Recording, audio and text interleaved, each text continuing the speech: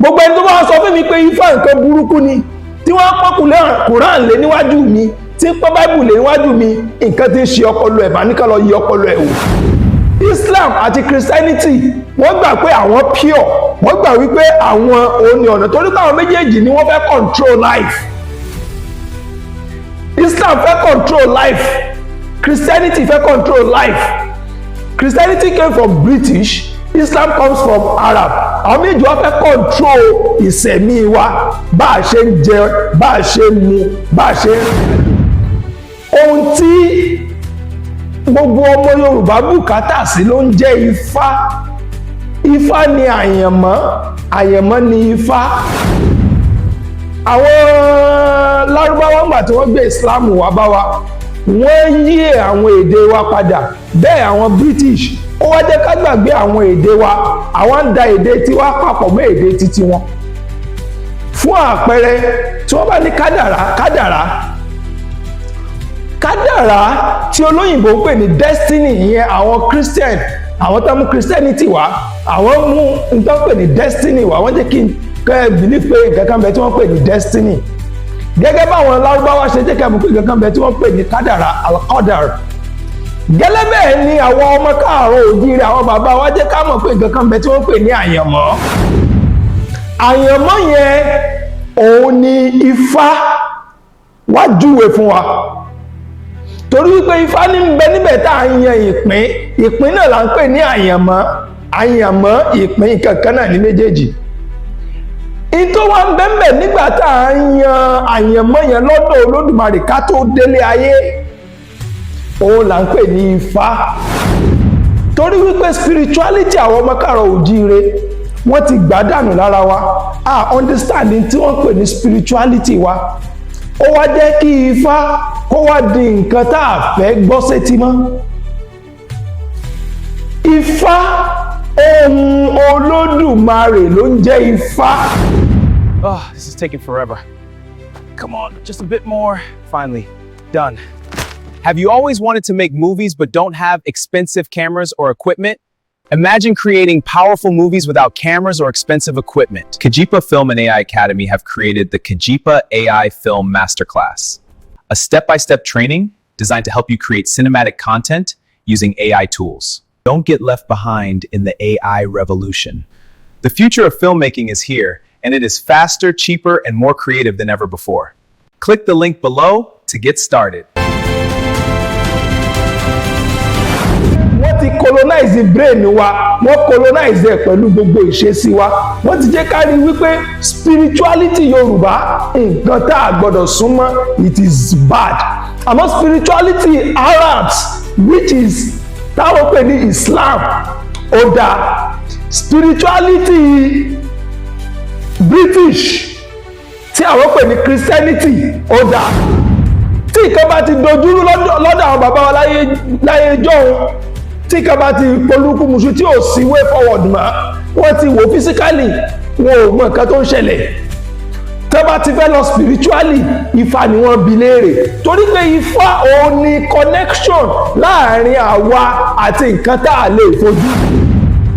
Tó bá ṣe pé wọn ò gba spirituality ara wa ni, gbogbo ọmọ Yorùbá 80% ọmọ Yorùbá ni ó mọ̀ tí ń jẹ́ Ifá, ni ó mọ̀ pàtàkì Ifá. Ó sì jẹ́ wípé 80% Mùsùlùmí lónìí ó ní ó mọ̀ fundamentals of the Quran and the religion. Kò sí Mùsùlùmí tí ò bá bá ṣe ń kírun, ṣàṣà ní Mùsùlùmí tí ò bá bá ṣe ń ṣàgbàlá. Àwọn míì tó bá fẹ́ lọ tẹfá, tọ́mọ́lá wọn lọ ń tẹfá, pé wọ́n ti ní tẹ́ bá ti tẹfá ẹ̀ẹ́dì olówó, tẹ́ bá ti tẹfá ọ̀nà rẹ̀ ó là, ó tanra ẹni o. Ifá èso ògùn owó, Ifá yìí ṣe rituals, pé ó ṣe ritual ògùn owó. Ìran Yorùbá wuyì káàkiri àgbáyé, ẹ má jà tójú àṣà mọ́lẹ̀, ńṣe ni ẹja gbéga. Ọmọ Yorùbá ni mí, Odùduwà ni bàbá mi, wọn ò jẹ́ fọwọ́ òsì ju èlé bàbá tó bí mi lọ́mọ. Ìràpadà ọmọ Yorùbá, àtúbà wa gbọ́dọ̀ kú.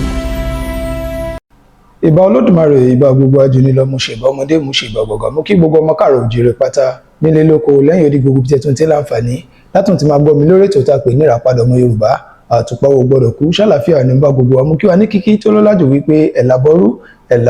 ẹ̀làbọ̀yè bọ́ ṣiṣẹ́ ọmọọba Adéọlá Adéyẹyè kíjìpá ọ̀rọ̀ òun náà ló kọ tèmi ìmọ̀ amọ́lẹ́mi lọ́mọ bíbí wọn nílùú Ọ̀ṣun ọmọ àrùgbó oníbú ẹja kìkì ọ̀kasà ní ẹlẹ́bẹ̀ mi lọ́mọ bá lù fọ̀n aláyémọ̀rẹ́ ọmọ onílẹ̀ kẹyìn ọmọ onílẹ̀ kẹsẹ̀gí èmi lọ́mọ aláṣọ mẹ́ta mòfin ọ̀kan ń ṣe rú mi ọ̀kan ń ṣe wọ̀ mi ẹ̀kẹta ló ń ṣe bó lè ró mi bó lè wọ̀ mi sáà tiẹ̀ mójú mi dòde.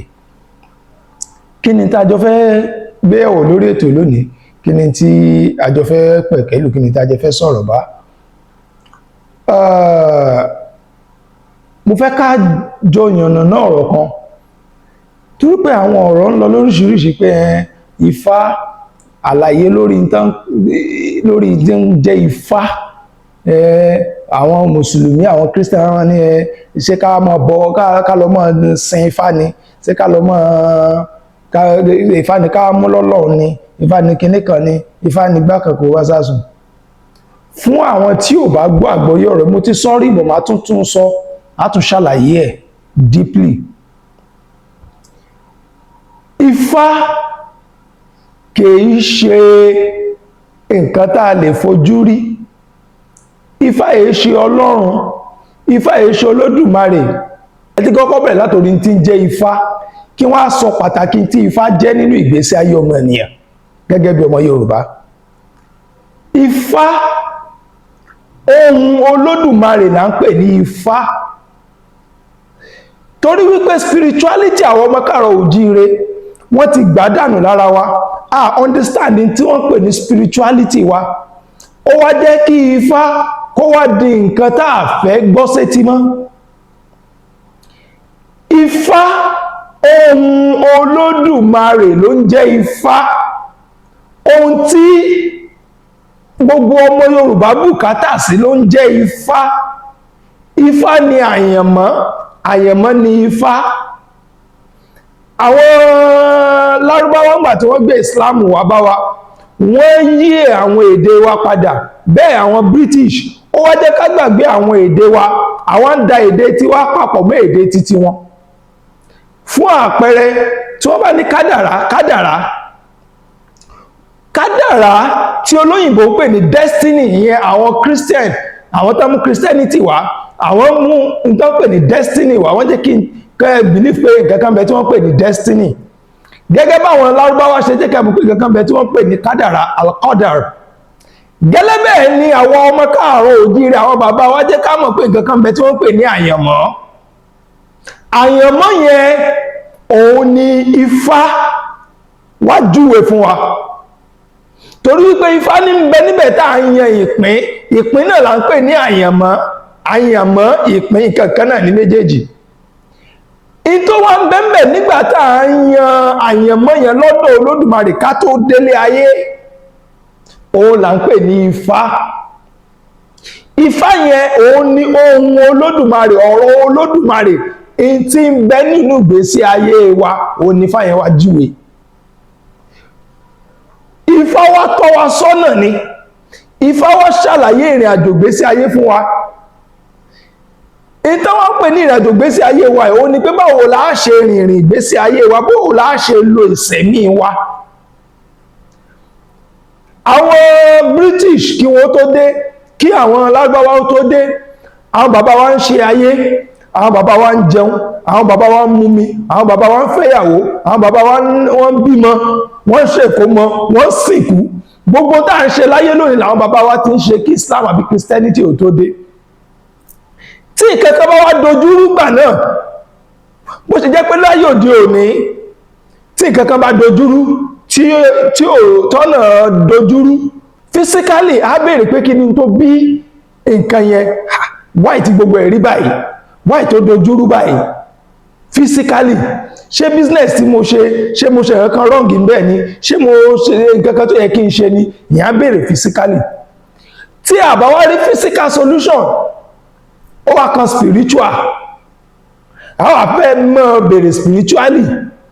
ṣùgbọ́n torí pé wọ́n ti da ọpọlọ wa rú wọ́n ti kó nǹkan tó yẹ kí wọ́n kó sí wa lọ́pọlọ láyé òde òní ọ̀pọ̀lọpọ̀ wa tá bá ti wá ní problem chọ́ọ̀chì la kọ́kọ́ ń gbà lọ tàbí ká gba mọ́sálásí lọ ká gbọ́dọ̀ àfáà àbí pásítọ̀ lọ torí wípé wọ́n ti colonize brain wa wọ́n colonize ẹ̀ pẹ̀lú gbogbo ìṣesí wa wọ́n ti jẹ́ ká rí wípé spirituality Yorùbá nǹkan tá a gbọ́dọ̀ súnmọ́ it is bad àmọ́ spirituality Arabs which is táwọn pè ní Islam ó dáa spirituality British tí àwọn pè ní Christianity ó dáa ó ní àwọn Muslims tí wọ́n bá fẹ́ sọ̀rọ̀ nígbà mi wọ́n ní àwọn ọmọ ìyá wa ẹlẹ́sìn kejì àwọn Christian ni wọ́n bá wí àwọn míì tí ò gba àwọn Christian gbọ̀ wọ́n ní àwọn ẹlẹ́sìn kejì àwọn Christian táwọn Christian ní ó bá sọ̀rọ̀ nígbà míì wọ́n ní àwọn ọmọ ìyá wa Mùsùlùmí Islam àti Christianity wọ́n gbà pé àwọn pure wọ́n gbà wípé àwọn òní ọ̀nà torí pé àwọn méjèèjì ni wọ́n fẹ́ control life Islam fẹ́ control life Christianity fẹ́ control life Christianity came from British Islam comes from Arab àwọn méjì wọ́n fẹ́ control ìṣẹ̀mí wa bá a ṣe ń jẹ bá a ṣe ń mu bá a ṣe ń rìnrìn àjò ó làwọn Muslim náà bẹ́ẹ̀ lè pé kí ni nǹkan dáadáa márùn-ún tí Muhammad mú wá wọn ò ní ó kọ́ wa bá a ṣe ń yàgbẹ́ ó kọ́ wa bá a ṣe ń jẹun ó kọ́ wa bá a ṣe ń tọ̀ ẹ̀hún ló kọ́ wa pé ká mọ̀ pé ọ̀kan ṣoṣo ni Ọlọ́run which are fallacy bọ́ ibẹ̀ ẹ̀kọ́ là ń lọ lónìí ibi tí à ń lọ gangan lọ̀rọ̀ pé pàtàkì Ifá nínú ìṣẹ̀mí ìgbésí ayé wa gẹ́gẹ́ bí ọmọ Yorùbá kí Islam àti Christianity yóò tó wá dé tí ìkan bá ti dojúrú lọ́dọ̀ àwọn bàbá wa láyé jọ́hun tí ìkan bá ti polúkú muṣu tí ò sí way forward mọ́ wọ́n ti wò physically wọn ò mọ̀ nǹkan tó ń ṣẹlẹ̀ tó bá ti fẹ́ lọ spiritually Ifá ni wọ́n bi léèrè torí pé Ifá òun ni connection láàrin àwa àti nǹkan tá a lè fojú rí Ifá òun ni bridge tó wà láàrin àwa àti nǹkan tá a lè rí nǹkan tá a mọ̀ àìn tó pamọ́ Ifá òun ni ó wà láàrin wa òun ni tool tá a fi mọ̀ nǹkan yẹn tó bá ṣe pé wọn ò gba spirituality ara wa ni gbogbo ọmọ Yorùbá 80% ọmọ Yorùbá ni ó mọ̀ tí ń jẹ́ Ifá ni ó mọ̀ pàtàkì Ifá ó sì jẹ́ wípé 80% Mùsùlùmí lónìí ó ní ó mọ̀ fundamentals of the Quran and the religion kò sí Mùsùlùmí tí ò mọ̀ bá ṣe ń kírun sàṣà ní Mùsùlùmí tí ò mọ̀ bá ṣe ń ṣàlùwàlá sàṣà ní Mùsùlùmí tí ò mọ̀ bí wọ́n ṣe kò sí tí ò mọ̀ bá ṣe ń kírun torí pé àtijọ́ tó ti bí wọn sáyé tí wọ́n ti fojú ọ̀nà wọn tí wọ́n ti fi ojú wọn mọ ọ̀nà Islam òun ni wọ́n ti ń kọ́ wọn bí wọ́n ṣe ń kírun bí wọ́n ṣe ń gbààwẹ̀ bí wọ́n ṣe ń ṣàlùwàlá gbogbo kan ni wọ́n ti ń kọ́ wọn láti kékeré bẹ́ẹ̀ náà ni àwọn Christians àwọn British àti kékeré ni wọ́n ti ń sọ fáwọn ọmọ wọn nípa spirituality ìṣẹ̀mí ìgbésí ayé wọn náà ti mú wọn lọ chọ́ọ̀chì náà ti ń kọ́ wọn pé kinní kan náà ti ń kọ́ wọn báyìí ṣùgbọ́n torí pé a ti sọ spirituality tiwa nù spirituality tiwa táwa sọnù yẹn kò wá jẹ́ ká understand di Ifá tó bá ṣe pàtì kékeré tó ti bí wa yẹn gẹ́gẹ́ bí ọmọ Yorùbá ni wọ́n ti ń ṣàlàyé tí ń jẹ́ Ifá fún wa a ní dàgbà káwa máa ronú pé kí náà ń pè ní Ifá ṣe Ifá lọ́lọ́run ni àbí fàyè sọ lọ́run a ti mọ fundamentals a ti mọ tí ń bẹ nínú Ifá Ifá ní ó júwe ìgbésí ayé ẹ fún ẹ dáàzọ ẹ ti máa sọ wọ́n èèyàn àwọn míì tó bá fẹ́ lọ tẹfá tọ́mọ́lá wọn lọ ń tẹfá pé wọ́n ti ní tẹfá ti tẹfá ẹ̀ẹ́dì olówó tẹfá ti tẹfá ọ̀nà rẹ̀ ó là ó tanra ẹni o Ifá èso ògùn owó Ifá yìí ṣe rituals pé ó ṣe ritual ògùn owó everybody perform ritual in the whole world Islam perform ritual wọn láwọn Lárúbáwá àwọn British àwọn gbogbo Rome wọ́n perform ritual wọn báwọn náà ṣe perform rituals tiwa náà gẹ́gẹ́ bí ọmọ Yorùbá àmọ́ nínú rituals tiwa náà perform lọ́rọ̀ Ifá wà ṣùgbọ́n kìí ṣe ritual oògùn owó tí wọ́n ní tó bá ti wá lè ṣẹ́fá báyìí àbí tó bá ti tẹfá báyìí o ti lówó ìtọ́ máa ń fàtọ́ pọ̀lọpọ̀ tó yẹ pé tẹ́ bá tẹfá táwọn míì bá tẹfá tí àjọ wọn fi máa ń lọ nírọ̀wọ́rọsẹ̀ tí tí wọ́n fi máa ń rówó ríná tó fi máa ń rílò tí ìgbésí ayé wọn fi máa ń nítumọ̀ ó ní wípé wọ́n tẹ̀lé òfin tí Ifá sọ fún wọn tí Ifá rí nípa àyànmọ́ wọn wọ́n tẹ̀lé torí ká Ifá máa gáìdì àyànmọ́ ẹ̀ Ifá máa fi ẹsẹ̀ lé ojú ọ̀nà tó yẹ kó o tẹ̀ Ifá sọ fún ẹ oyè ìyàwó tó nínú ayé bí wàá ṣe rìn iṣẹ́ tó ṣe àwọn ìrìn àjò tó yẹ kó rìn àwọn kankan tó mọ̀ bá pàdé wájú àwọn tó ti bá pàdé sẹ́yìn in tó mọ̀ bá pàdé léwájú in tó ń ṣe lọ́wọ́lọ́wọ́ àwọn nǹkan tó gbọdọ̀ ṣe tó fi ní ṣiṣẹ́ gbé òun ni Ifá máa ṣàlàyé fún ẹ tó bá ti wá tẹ̀lé páàtì yẹn bí Ifá ṣe ń ṣàlàyé yẹn tó ń tẹ̀lé yẹn wàá rí pé gbogbo ìrìn àjò yẹn á máa ṣe kí ni á máa lọ ní rọrùn àmọ́ a kì í tẹ Ifá torí pé a fẹ́ lówó torí pé mo bẹ òṣògbò owó ni Ifá ìṣògbò owó Ifá tó ẹ̀ sọ́nà ni now in tó jẹ́ kí gbogbo ọ rí Ifá bí tí ò dáa náà ni the same thing náà ló jẹ́ ká mọ commonize èdè wa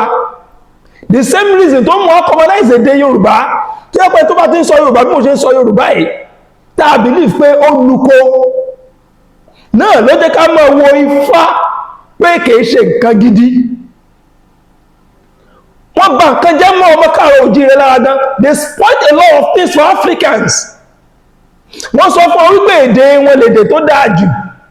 wọ́n sọ fún ọ wípé ìmúra wọn nìmúra tó dáa jù the same way ni wọ́n sọ fún ọ pé spirituality wọn ni nǹkan tó dáa jù kí ló dé tí ọmọ òyìnbó ṣe fi èèyàn dúdú kó fi rọ́pò Jésù wọn kí ló dé tí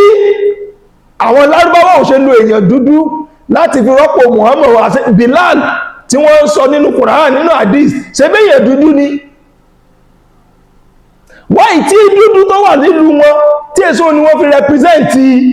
àwọn kan tó dáa tó wá jẹ́ pé dúdú ni wọ́n fi represent nǹkan tí ò dáa ẹ wo òyìnbó lónìí if they want to represent something evil something that is in tí ò dáa nǹkan dúdú ni wọ́n fi represent it. Why is it like that? Why tí wọ́n fi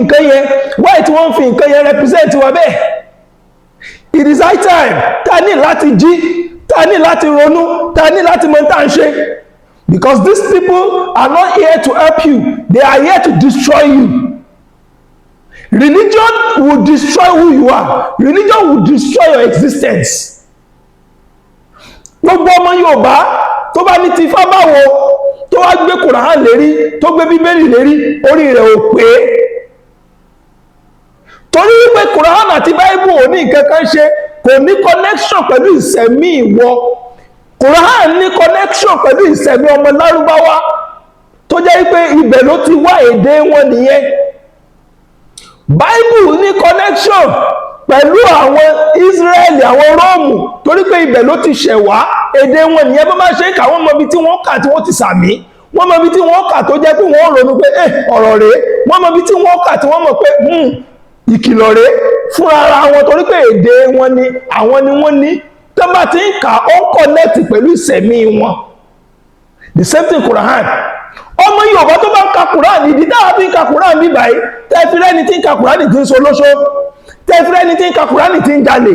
tẹ́fìrẹ́ni tí ń ka Quran ti ń wúwà rẹ́dẹ̀rẹ́dẹ́ wọ́n wà ní ó dẹ̀ wá ka Quran gan o tẹ́ bá dẹ̀ gbọ́ kẹ̀rọ ha ẹnu ẹ̀ tó bá ka Al-Quran báyìí tẹ́ bá gbọ́ kẹ̀rọ ha ẹnu ẹ̀ ìfà tó jinlẹ̀ gan àwọn ọmọ tó fi wáyà báyìí ìdí tó jẹ́ kó rí bẹ́ẹ̀ ni wípé kò sí connection kankan spiritually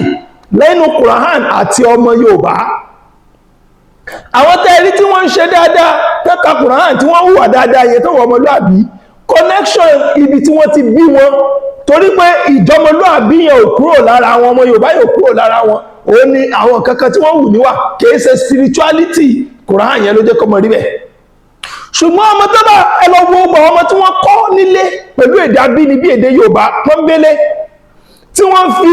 spirituality Yorùbá brought up ẹlọ́wọ́ ìwà tí wọ́n mọ̀ wù láwùjọ ẹ rí pé ìwà rere ni ẹ rí pé ẹ lè bá wọn níbi ìdọ̀tí ẹ lè bá wọn níbi ìranù torí wípé kí ní yẹn connect directly Ifá tó bá ti sọ̀rọ̀ afọ ẹni kìlọ̀ tó bá ti sọ̀rọ̀ afọ ẹni tọ̀sọ́nà ìwúre ń bẹ́ẹ̀ á ṣàlàyé bó ṣe rìn ìrìn àjò. Tó bá ti wá lè tẹ̀lé ìrìn àjò yẹn, tó tẹ̀lé ìlànà yẹn bó ṣe làkalẹ̀ yẹn, ó rí pé ìrìn àjò rẹ máa rọrùn. Ó ní ní ìbẹ̀rù kankan lọ́kàn wípé ìbẹ̀rù pé kí ni lè bó lè lè ṣe rí kí ni kan yóò kọ́kọ́ kúrò lọ́kàn ẹ̀ náà, wà kọ́kọ́ ní fọkànbalẹ̀. In tí wọ́n pè ní Ifá nìyẹn. Gbogbo ẹni tó bá sọ fún mi pé Ifá nǹkan burúkú ni, tí wọ́n pọ́n Kùránì lé níwájú mi, tí pọ́n Báíbù lé níwájú mi, nǹkan tí ń ṣe ọpọlọ ẹ̀ bá ní ká lọ yí ọpọlọ ẹ̀ wò. Torí pé kò sí ìwé tó pé even the whole wide world ní gbogbo àgbáyé, kò sí any spirituality tó strong bí spirituality ìran Yorùbá. Kò sí spirituality tó strong bí ti Yorùbá. Kò sí ìwé tó wà sacred in the whole world tó wà sacred and important and detailed gẹ́gẹ́ bí Ifá. Àwọn tí ọmọ tí wọ́n pè ní Ifá, àwọn ni wọ́n ń sọ kẹ́tẹ̀kẹ́tẹ́, ni wọ́n ń dojú gbogbo nǹkan bolẹ̀. Bọ̀wọ́ tó bá mọ̀ tí wọ́n pè ní Ifá, ò ní fi ṣeré, torí wípé o mọ̀ pé ó wà in connection with your existence. Tó bá ní wọ́n bọ Ifá, kìí ṣe wípé Ifá jẹ́ Ọlọ́run, kìí ṣe pé Ifá jẹ́ Olódùmarè, ìyẹn ń ṣe ìrántí ẹlẹ́dàá ẹ̀ ni fún àwọn tán bá ti tẹ̀fá. Àwọn tó bá ti tẹ̀fá tán nífá, àwọn ilé tán ní Ifá ní Ìkin Ifá yẹn, it is representing that word, ó represent Ifá. Ifá gangan ẹsẹ̀ nǹkan tá a lè fojú rí, ṣùgbọ́n Ìkin Ifá olójúwe kí ló ń jẹ́ ká ní connection pẹ̀lú ìtàrí yẹn àti àwa. So tó bá ní wọ́n bọ Ifá, wọ́n wá bóyá wọ́n lo bì, wọ́n lo ògógóró nǹkankan láti bọ Ifá, à ń fi ń kọ̀nẹ́ẹ̀tì mọ́ ìṣẹ̀mí wa táwa ò rí. À ń kọ̀nẹ́ẹ̀tì spiritual wa mọ́ physical wa. À ń kọ̀nẹ́ẹ̀tì spiritual wa mọ́ physical wa. Òun ni tá bá sọ pé à ń bọ Ifá. Tí ò bá yé wa, ẹ jẹ́ kó yé wa. Ẹ má jẹ́ kí wọ́n fi dúdú kó fi pè fún yín mọ́. Islam has nothing to do with we the Yorubas. Bí Bíbélì náà ò ṣe ní nǹkan kan ṣe pẹ̀lú àwọn ọmọ káàárọ̀ oòjíire. Títí nígbà míì tẹ́lá fàdé àti pàdé mi lórí ètò ìtàpé ní Ìràpadà Ọmọ Yorùbá. Ọmọọba Adéọlá Adé Èkìtì pààrọ̀ olóko tèmi, èmi ò ní kú, ẹ̀yin náà ò ní kú, ó dìgbà kan náà. Ìràpadà Ọmọ Yorùbá, àtúbà wa kò ní kú.